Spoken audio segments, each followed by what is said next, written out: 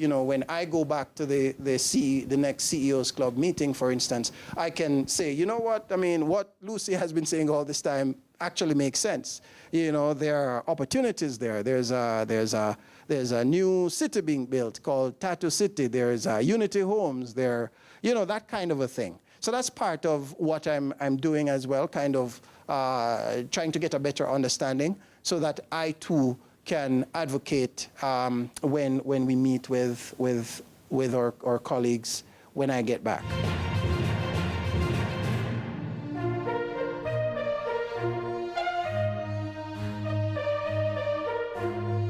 The following program was provided by a valued member of our local community. Rogers TV is proud to support local producers and share local voices, ideas, and opinions. For more information, please visit our website.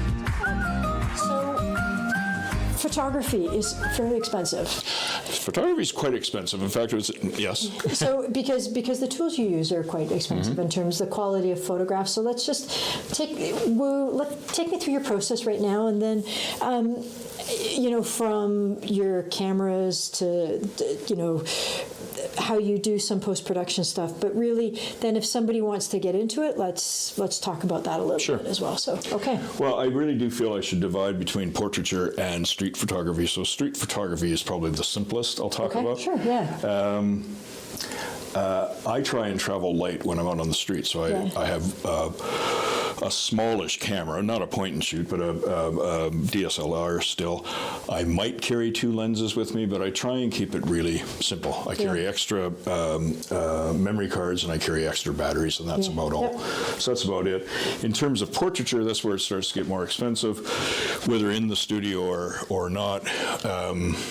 You know, so that's actually where we were sitting. Yeah. Most photographers are going to have 2 camera bodies at least in case one fails, several lenses, etc. So anything with the name, that's some of my gear. Okay. And then there's a camera on this tripod, of course.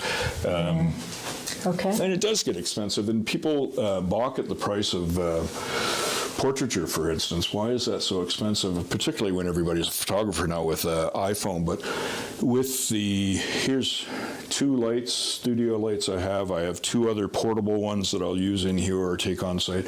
I've got about $25,000 worth of gear, right? So then you've got the insurance on top of that, you've got maintenance on top of that. Yeah. Sometimes something will break, it has to be, so we start with that. $25,000 a year. The business costs of just running a small business, which many people will know about, so you've got insurance on top of that. Yeah. Computer systems, external hard drives, NAS to back up my all my data. I pay an annual fee for off-site backup as well, which anybody that relies on their computer system would be used to. Yeah. So do you have a favorite piece of equipment then?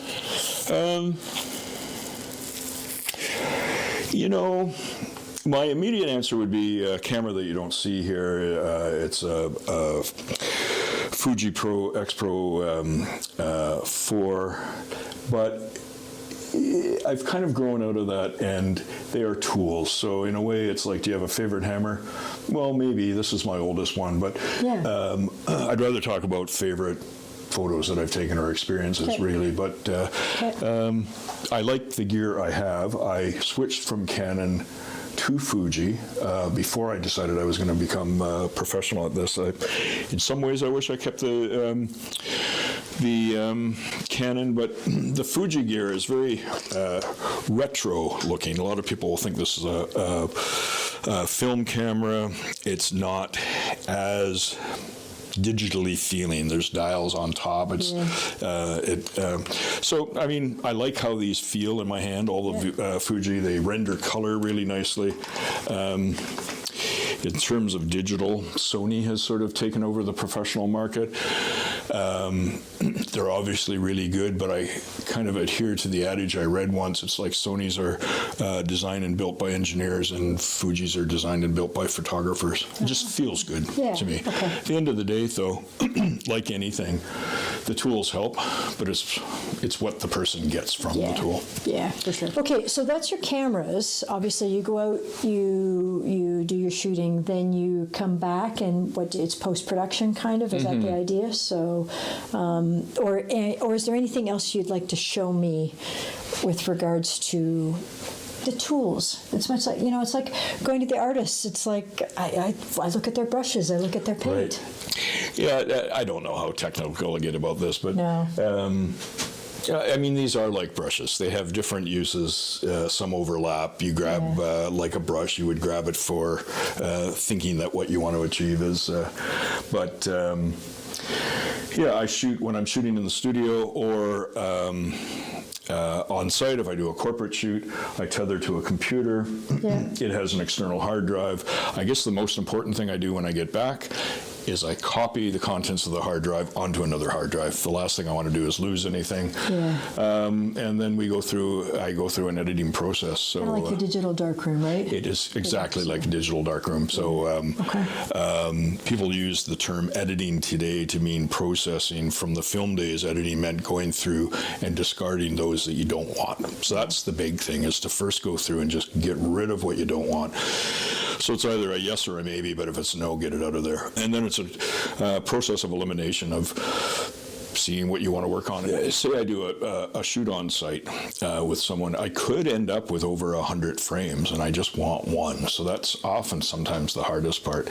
I try and keep my processing to a minimum. But there are things that the photograph sees even more than I see with somebody here. When I'm looking at you, not that you have a pimple on your face, but I probably wouldn't notice it, but it's going to stand out like crazy in a photograph, because you're still now, you're not animated. It's the animation that really your personality shines through. So I guess the process with an image that I'm going to process is to first make sure that the white balance is correct so that color is accurate, then probably decide how I'm going to crop it. See, it's sort of I bring up shadows, I make sure blacks are really black, I make sure that the highlights aren't too burnt out, get a balance of black and white, proper color. Looking at your values, making sure it tells a story, that sort of stuff. Well, making sure it tells a story really needs to start, I think. Before? Yes. Okay. Yeah. But making sure then, particularly in portraiture, the story you're wanting, or in street photography, the story you were thinking it's there. So, And interesting with street photography, that's something that wasn't discussed, but intuition versus consciousness. I, and I'm sure I'm not alone, usually set out with a certain conscious intent, and my best work is generally happened by accident or at an intuitive level. I've got a great photograph in Toronto. I was walking down Bay Street on a Saturday or a Sunday, and there was these skateboarders setting up. And so I thought I'd hang around, and I took well over 100 shots of these skateboarders. And it wasn't until going through an editing and then processing, there's a shot of this kid in flight coming off of a bench and is going to come down. He's blurry and a little bit out of focus, and there's a little girl walking with her mother, looking back perfectly in focus at the skateboarder. And it's just, so I had conscious intent, but then I had something else, good luck and intuition, I guess. The decisive moment I mentioned, it's Henry Cartier-Bresson, by the way. So a photograph captures a moment in time and a feeling in time, in terms of those kind of things, much like a painting does, or in terms of they try to whether it's portraiture or whether it's a thing, artists struggle with portraiture and painting en plein air because things are always changing. They're out there painting. The photograph captures that moment in an instant, whereas a painter has to take all of those moments and actually encapsulate it down to one. But you're taking 100 photographs, and then you kind of have to decide which moment it is you want. That can be difficult. It can be difficult. Yeah, so. And you just reminded me of an important, and I think a really relevant point in this conversation of painters and photographers. I've mentioned this to many people, and some people have totally disagreed with me. It's not an original thought, but I've heard painting is an art of addition onto the canvas. Yeah. Photography is an art of subtraction. So all photographs are a lie insofar as you are portraying something that is just what you've decided to put in front of the lens. It can be really excluding other things, but that's interesting. Street photography in plein air. You are adding as things are changing in front of you, and I'm trying to subtract just having my frame as things are changing in front of me. That's particularly the light, because the light changes, and all of a sudden shadows change, and you kind of have to choose which moment. There is a side to which good paintings, compositionally, we have to make those same choices. We actually are. What to leave out? We're simplifying, or we're doing the same kind of things, but it is. It's in many ways it's in the prep, right? You go plein air, you go in and you stand in one spot. Which way are you going to move in and do more of a close up? Are you going to move out, try to get more? It's all of those. It's learning to see, which in many ways it really sounds kind of the same thing in terms of photography, right? It's actually art. It's creating. Yeah, it's deciding the story that you want to tell visually. Yeah, in many ways as well. It is true. We're adding stuff to a canvas. In that context, but there is a lot of leaving out. But it is really interesting. But, basically your gear is that, and then it's the photograph. So we'll see a lot of the photographs. Is that okay? I think it really is that. Everything is basically a computer these days. So right, I mean, that's a computer with a lens on it feeding to a computer with a hard drive on it, and it's pretty amazing, actually. I will say that something I learned early on. I do my own printing. Okay. And part of the reason, I think I said earlier that taking photography more seriously coincided with a relationship breakup. In the fall of 2016, I suddenly had a lot more time on my hands, and that was moving into the winter of 2016 and 17. So I studied a lot on YouTube, and an experienced photographer, I think something I learned that I had to learn is that your eye sees a lot more than the camera does. The camera captures a lot more than your computer monitor will, and your computer monitor can display more than your printer will. So when you start getting really good, because a lot of people don't do printing anymore, everything's this digital thing, and printing really is the last to be able to see something and other people to be able to see it. The other thing is, when you look at any image on a computer, that's backlit. When you look at a print, it's front lit. So there's a different experience, it's a different feeling. And one has to be aware of, to the best they can, how is what I'm seeing going to translate when it goes down to the chain to what's on the print. And at one time that seemed like an impossible, monumental task. But if you at least have that in your head, you are thinking about how is this going to end up looking. Actually, that's really interesting, because when we do think of photography as art, we think of that finished product, but there's all sorts of things that go into that finished product, and the finished product is not the photo on the computer, it's that printed image, and it's the printed image framed up on the wall. One of the biggest lessons I had, because I remember I would see something and think that would make a great photograph, but it never turned out that way. To understand how phenomenal our eyes are and how the camera is fairly simple, our eyes are compensating for things. That's why lighting becomes so important. The first step I'll do, mainly with portraiture, or if it's a fine art photograph rather than street photography, but even with street photography, there's tricks. You want to make sure that the ambient light is at the level that you want it, which is often reducing that light. and then you bring in artificial light to compensate, overcompensate, or focus on. Focus on what you want to be focused on. So a good example, I remember seeing a guy's video where he was shooting a wedding on a beach in Mexico, and what his eyes saw, if he just shot the camera like that, it was just really bright sunlight. So the idea is set the camera so that the ambient light is down at a reasonable amount, and then create your own sunlight with an artificial light that represents what your eye is seeing. Does that make sense, what I'm saying? Yeah, it totally does. You've got to trick the camera into seeing something the way your eye sees it, because on its own it's really dumb, and it's just, no, it is true. I mean, we all have experiences, let's say, when, oh, that's such an amazing shot, look at that animal over there, that deer that's running through. You take a photo and it's like, or we think it's an amazing sunset, but we don't do those things, which can create what our eye sees. And it is we forget that, right? Our eyes are just so amazing. Like they're wonderful creations, and cameras can't yet act like our eyes. So if you want to really annoy a good photographer, just say, all you have to do is click a button. What's the big deal? Yep. So does that annoy you when I say that? No. You've never said it. Okay, Paul, we're back from just doing a little walkthrough in terms of your studio, which is kind of interesting because it's a smaller studio, but the power of your studio is in your equipment, which is pretty amazing. So, what I want to talk about is a few things. One is some of your influences. Want to talk about what I want to spend the main time talking about, the project you're involved in. But before we get there, we also want to. You've got 3 exhibitions going on. I do. So actually, let's talk about the exhibitions first. Yeah.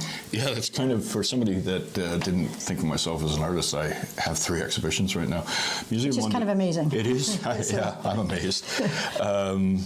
Museum London Gift Shop has been carrying some of my work for a few years now, but they decided for the doors open that they were going to feature me. So I've you and Cheryl Radford, that's the right. 2 of you together, which is great. Yeah, which she and I have talked. She kind of draws the same subject matters that are in that particular show. It's called My Backyard. It was iconic buildings. Well, I don't know if they're iconic, but they're London famous. Yeah, they've been here for a long time. Yeah, the News Depot, Highland Theatre. Popular one's been the old Village Harvest Bakery in Old South, which and it's doesn't a bar now. Yeah. Sammy Souvlaki on Wellington by the train overpass isn't there anymore either. So it's nice to have. That's obviously one of the values of photography, isn't it? Yeah.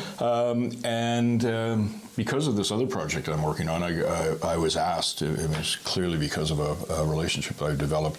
I have some of my street photography in RBC Centre, the convention centre, and the Westland Gallery. Al Stewart at the Westland is a friend of mine. He gave me my first show in 2018. I have a show there as well, part of a group show. So, wow. So actually, 2018 was your first exhibition, was it correct? Yep. Wow, okay, that's amazing.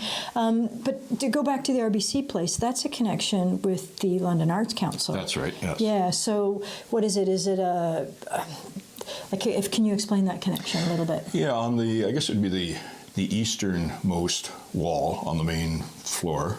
I think you step up a little bit. Yeah. London Arts Council has an agreement with RBC Place to feature local artists' work. There was an understanding that there's not a lot of places really that you can go see publicly. But yeah. So that was cool. Plus, I actually thought it was going to be convenient that I would just take the work down from Museum London from the gift shop and install it there, but I didn't realize they wanted it longer. And London Arts Council wanted my street photography, which is cool. It was a bit of pressure. I had to get them to help me curate and decide what we'd do, but it's the first time I've seen it shown. Yeah. print and frame it. So Actually, that's pretty awesome. So that it's, I think it's on in Museum London till November, next couple of weeks. Next couple of weeks, yeah.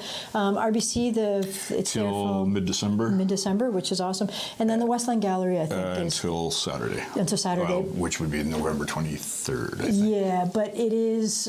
It'll also be online, obviously. That's right. Yeah, so kind of for whenever. It's just that's actually really awesome. That's so.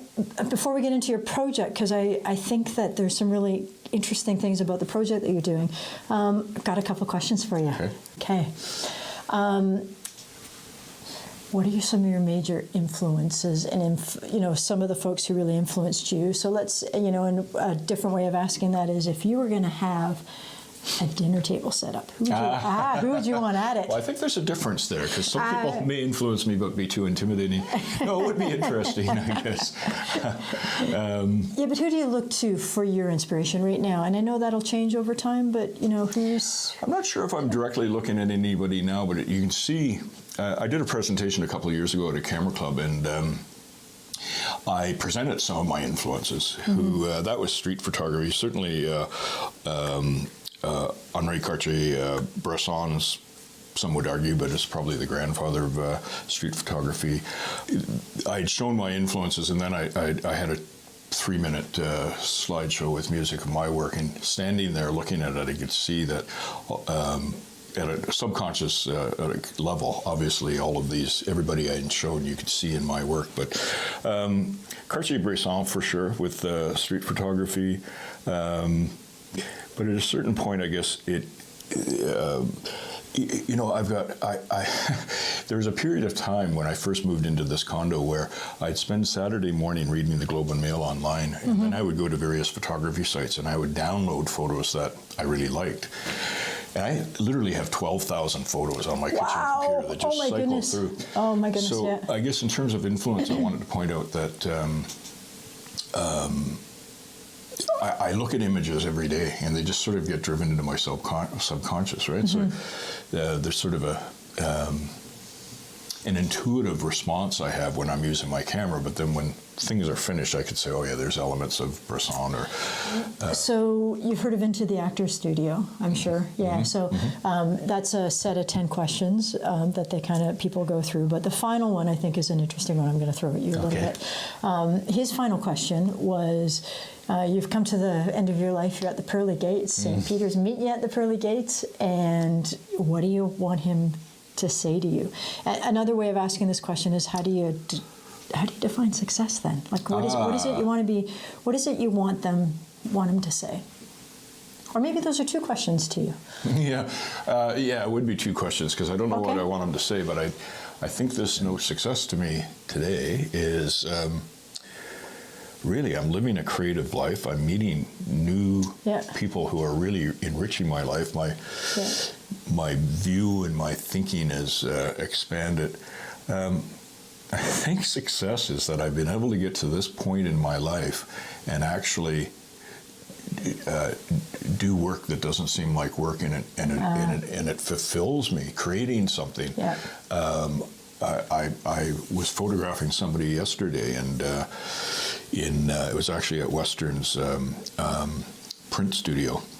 It's very industrial looking, and it was cool collaboration with him. Print studios are amazing, aren't they? With all those huge machines. Oh, it's amazing, yeah. And so I was seeing some of the work today, and it's just cool going from that experience through to the finished product. Yeah. I feel very successful in that regard. No, that's good. That's actually good. It is true. When 10 years ago, if I was asked that question, success as an artist for me would have been getting a painting in the National Gallery. But success now really is finding my voice and being able to live it, and just being able to have the confidence to express it. And that's really where most of us are at in terms of those things. And if we can make a difference, as you say, to other people, then that's good. That's we leave the world a little bit better, just a little bit by you and no. Well, we're talking about art. We're talking about you, and we're talking about photography, because that's if you're talking about portraiture and you're talking about the person you shot yesterday, you have the power to to pull somebody's soul out, right? That's kind of what you're trying to do. And we contain multitudes, and sometimes what you pull out may not be, and we all go, oh my goodness, that's not great. But you frame it and you give people the tools to go, you know what? That's actually, I can see myself in that in terms of those things. And you help people feel better about themselves, which is what portraiture in many ways does, as far as so it's important. And the photos of London, we are in, when I think of London right now, if you ask a Londoner if they like this city very much, most Londoners will go no, right? Because the construction. But you remind us, we've got some iconic things. We come from history. There's lots of things that are beautiful, even if they are a bit industrial. But there's lots of things here. So you remind us of what's good about our city. I think that's important. Good. So, yeah. So, okay, this project. Yes. So let's get to the project you're working on, because I think this is pretty interesting. Thanks. So. Yeah, I don't have a name for it yet. I'm just calling it the Artist Project, but I'm, in a nutshell. That name is taken. Oh no, TAP. What is TAP called? The Arts Project. The Arts Project. Yeah. So actually, it's not taken. The Artists Project. There you go. That's just my code name. Actually, when I was working with, it was an artist I was working with yesterday, and I know, I'm thinking of calling it Conversations. That's a good one. Yeah, anyway, but for now, on my hard drive, it's called the Artist Project in my folder. It's morphed, as you can imagine. I've been thinking about it for a couple of years, and I've been working on it. I've been working on it steadily hard since May of this year, and the purpose is to document, to interview, and make portraits of local visual artists. I'd considered musicians, I'd considered tattoo artists, but I have to draw a box around it. Yeah. It originally started because of Rudolph Vickers and Eric Atkinson in reasonably close succession passing away. And I had thought, I hope somebody's documenting these people. Surely they have been. They've had monographs, etc. But London was really known during the 60s and 70s, really had a presence on the international scale, stage, mainly because of the regionalists, which is passed for a good reason. There's this sense that I'm now realizing is a bit of mythology, but there's this sense that there was a tight-knit community, and where is it now? And so as these older established artists are starting to pass away, I thought it would be really nice to document them as this has been happening in London since the regionalists. So I got a list of names, about 17 or 20 names of artists that are older and may not be with us. That was my original intention. Now obviously it can't be definitive, but I've probably got upwards of about 70 people that I'm hoping to work with, and then I'll curate it. That is a problem of a creative person. You start with one idea, and one idea quickly morphs into a whole bunch of others in terms of just, there's so many great ideas, and the creative way really is about, oh man, okay, what is the, not necessarily one thing, but what then becomes the focus, or the project never ends, because it just keeps going on and on and on. So as one of the artists I interviewed said, a teacher of his had said, if you know how it's going to end up, then it's not art. So I guess this has definitely turned, I feel like it's gone from a photojournalist project to it's art. I don't know how it's going to end up. One thing I will say is it was really going to be just a photographic project. I plan on having an exhibition. I should have the exhibition a year from now, fall of 2025. And I wanted to accompany it with a book rather than just a catalog. So there may be more people in the book than exhibit it. But I found several interviews or several conversations in. The conversations I was having were so rich, I started recording them and had to go back to the earlier ones. And I realized now that the book is going to be a separate and large project on its own. There's a written narrative that this part of the project demands. I don't know exactly what it's going to be, but right now I'm gathering my raw materials, interviews, and because of that, as a step toward the book, rather than just the portraits being exhibited, and rather than just a short quote, I want a passage for each person that I'm working with. So I think that'll add dimension. So when you say passage, you mean part of the conversation that's relevant to them, interesting to the viewer. I'm sure it would be interesting enough to go in and see a bunch of portraits, but I think it'll be really add some dimension to it to have some insight into that person because of part of the conversation by their portrait. So I'm excited about it. Well, and as you're going to interview artists, I mean, we're all really different. Yes. You know, and some are incredibly confident in what they do.